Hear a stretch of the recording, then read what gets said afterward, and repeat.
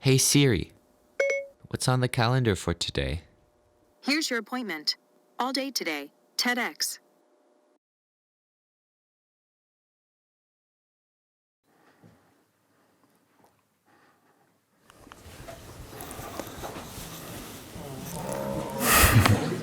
Exactly. This is my son, Jonathan. He's a bit more than a year old, and he's quite full of life. And as you can imagine, I really care about his future. And I'll tell you why that's important. So I'm quite a normal guy. I'm a dad now. I'm a husband. I really like eating good food, but I'm not very good at preparing it. I ride my bike to work. I'm a techie, so I like to play around with stuff and explore what it can do. But importantly, I'm an optimist. So I actually enjoy thinking about the future, and I get really excited by change and possibility. But even for an optimistic guy like me, it's quite easy to feel daunted and maybe even a bit scared when I think about the big changes, the big trends, and some of the big problems of our time. So think about climate change, for example. Will Jonathan be living in a world that is shaped by ecological crisis, by climate refugees, by uninhabitable lands? Or what about the perils that come along with all the opportunity in biotechnology and in artificial intelligence? Will Jonathan be competing with machines? And what will that mean for his life? It's quite easy to feel daunted and powerless when you think about these big changes, these big problems, these big trends. They can be problems, they can be opportunities. And often when we think about them, we feel at the mercy of politicians or big organizations and big companies. Why won't the politicians do something to stop this, to put an end to this, or to maybe start doing that? And why won't companies act more in a way that benefits all of us instead of only some? But it's important to remember that in reality, you and I and all of us individuals actually have a lot of power too, maybe even most of the power. And if you think about it, most of the things we cherish most were not created by politicians or companies or organizations. They were created by individuals that felt strongly about something, so strong that they teamed up and formed a movement and took action and changed the future. And there are many examples for that in history. Take the civil rights movement, for example, in the United States. So of course, Martin Luther King was one of the most inspirational leaders that we know of. But ultimately, it was individuals that made up the movement, that fought for their rights, and that made the civil rights movement a success. Or also, if you go a bit back earlier in time, think about the suffragette movement. Women won the right to vote and to work by standing up for themselves, again and again and again, woman by woman by woman. So these things that we cherish so much, they weren't created, they weren't invented by visionary politicians or brought into life by companies or organizations. They were brought to life by individuals that felt strongly about something, so strongly that they took action, formed a movement, and made things happen. And also today, against the background of the trends that I discussed before, people do a lot of things. So a lot of people are very excited about the prospects of electric mobility and the sharing economy. And people, I'm sure here in the room, many of you consume bio products, fair trade products, locally produced products, or maybe try to save energy here and there. And people do that because they care, they genuinely care about humans, about society, about nature, and about the future. And while there's so many things that we do, there's one thing that not a lot of people do yet in order to help create a better future, and that's investing. That's right, investing. Investing money for a financial return, because that's actually a great way to create a better future. So let's see how that can work. When I discuss this idea with people, often the reaction that I get is, no, you're not talking about investing, you're talking about charity, you're talking about donating money. But that's not what I'm talking about. I'm talking about investing money for a financial return, and in this case also in order to create a better world. And to understand how that can work, let's think a bit about what an investment does or what an investment is. Investing means giving money to a team or a company or an idea, a project, a technology, so that the people that work on the idea, that work on the technology, have the resources that they need to make it big. And if things turn out well and the technology does get big, then it can really change the future. And there are many, many examples for that in history too. So just think about the automobile, for example. At the end of the 19th century, streets were still filled with horses and carriages. So imagine living in a world where the way to get to faraway places is by riding a horse. Maybe by taking a boat, maybe by taking a train, but most likely by walking there on your own feet. And then all of a sudden somebody comes along and tells you, you know what, in a couple of decades we'll all be riding around in these big, funny, metallic animals, and it'll be safer and cheaper and more convenient. I mean, how crazy of an idea is that? The car became a mass medium of transport because entrepreneurs like Gottlieb Daimler and Henry Ford were able to gather the capital, were able to gather the investment that they needed to make it big. And of course, now, more than 100 years later, we know that we need to reinvent mobility all over again. There's no doubt that the car was a big leap forward for humanity and the quality of living. And there's more examples. Think about solar energy. So just 10 years ago, many people still said that solar energy is a crazy idea. In 2012, the CEO of a large German energy company famously said that promoting solar in Germany makes as much sense as growing pineapples in Alaska. Now, that was 2012, 7 years ago only. And today, hardly a lot of people would argue that solar is part of our future. It's not a crazy idea. And how did this happen? Well, there was a regulatory scheme put in place to incentivize people to invest in solar, and a lot of people did. So in fact, so many that the technology got deployed and developed more and more until it became so cheap that nowadays not only the environmentalists put it on the roofs, but the business sharks do it too, because it makes economic sense. So in this example, regulatory was there to help, but it shows the power of putting capital to technology that you believe might be making our lives better in the future. And there are many more examples that didn't even need regulation. So just think about how the light bulb changed our lives. The light bulb was brought into life and made big by Thomas Edison with the money of JP Morgan. A technology that doesn't get funding, that doesn't get investment, never makes it into the real world.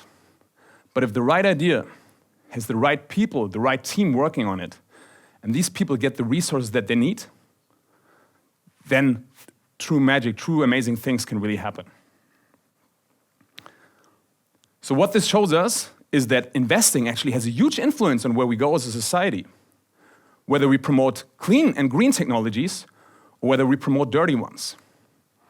And whether we support businesses and business models that are there to make all of us better off, or just some of us. So this then raises two questions. If investing is a way to promote a better future, then the first question is, can you actually influence the impact of your investment when you do invest? And the second question is, can you do it? Can I do it? And the answer to both questions is yes. You can influence the impact that your investment has on the world, and you can do it. Everyone here in this room can do it. That's the power of impact investing. An impact investment is an investment that fulfills two criteria. The first criteria that it fulfills is it's designed to make you money. So you can provide for your family, maybe for your kids' education, or for whatever you want to. And there's nothing wrong with that.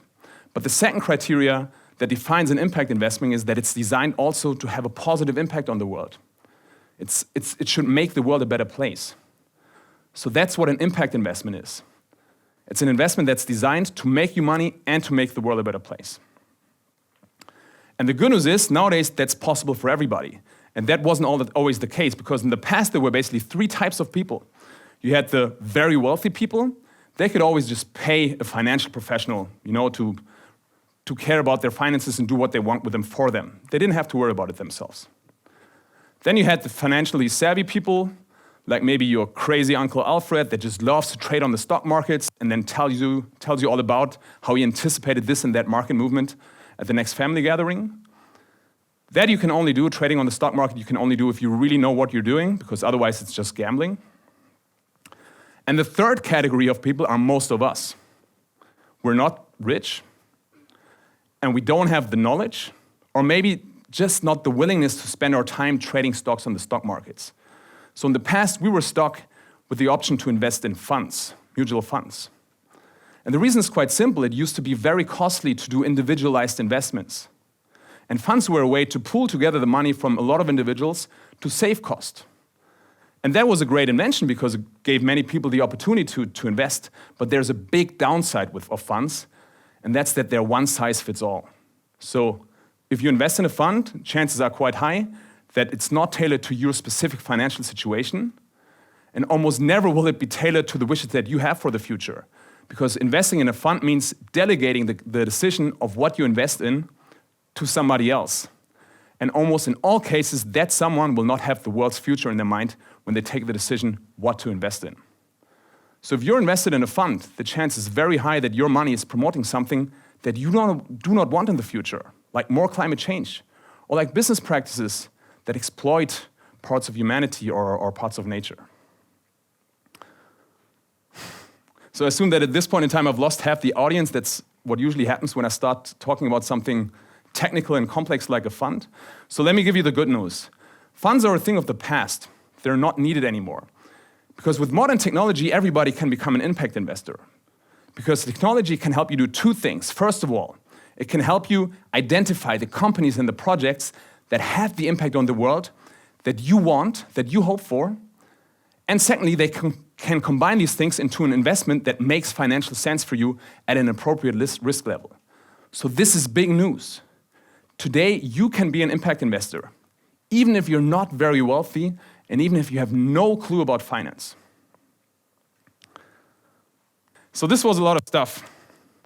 Investing is one of the things that really influence where we go as a society. And you can become an impact investor to contribute to the future that you want. So let me tell you what that might mean for you, and there are 4 things that I hope you can take away from this talk today. And the first thing is to just simply remind yourself that every investment has an impact. There's no such thing as an investment without an impact. And it's up to you to make sure that that impact is what you want it to be. The second thing is you should do it. You should become an impact investor. If you're a very wealthy person, tell whoever manages your money, your bank, that you want it to be invested in sustainable things and things that promote the future that you want to. If your bank is not up for this, refuses to do it, or simply lacks the knowledge, then change your bank, because there are good banks out there. They're just a little bit more difficult to find. If you're not super wealthy, find a provider online that offers impact investing. Make sure that they invest in individual companies or projects, not in funds. And you can do that by Googling terms like impact investing or Googling terms like sustainable finance to find a provider in your country. Make sure that they know what they're talking about so you're not being greenwashed. And you can do that, for example, by checking whether they publish expertise on the things that they do, such as investing sustainably, and also by checking whether they work with academic institutions, universities, and sustainability organizations, such as Greenpeace and the World Wildlife Fund. The third thing that you should take away is you should start as soon as you can, ideally today, because impact investing works. It's actually one of the easiest things you can do to promote a better future. And if you live in one of those countries in the world where you can no longer expect to get a secured state pension to care for your future, and by the way, that is the case for most of the developed parts of the world, then you need to start investing money anyway. So why not do it in a sustainable way where you're not giving anything up, you're just making sure that it promotes the future that you want. And the fourth thing that you should take away is you should talk about it. Remember the power of individuals when they strongly believe about something and form a movement. Impact investing is a thing for us that we can all use to create a better future. So let us all use this power, and you can help that this happens by talking about it. So for me, impact investing is actually one of the things that helps me uphold my optimism for the future. Because I really hope that when Jonathan spends time with his own kids, that he can do all the things that my wife and I are doing with him today. Live in a world where there's clean air and beautiful nature with mountains and rivers and oceans and forests. A world where more and more people move out of poverty every day, and a world where we can use technology to make all of us better off. So impact investing surely is not the only thing that needs to happen for this vision to become true. But it certainly is a part of it. So it's part of the things that makes me really optimistic about the future. Because my investments and the investments of my wife don't only make sure that we can provide for our son, but they also help contribute to the fact that there's a great world for him and maybe his siblings to live in once he's older. Thank you very much.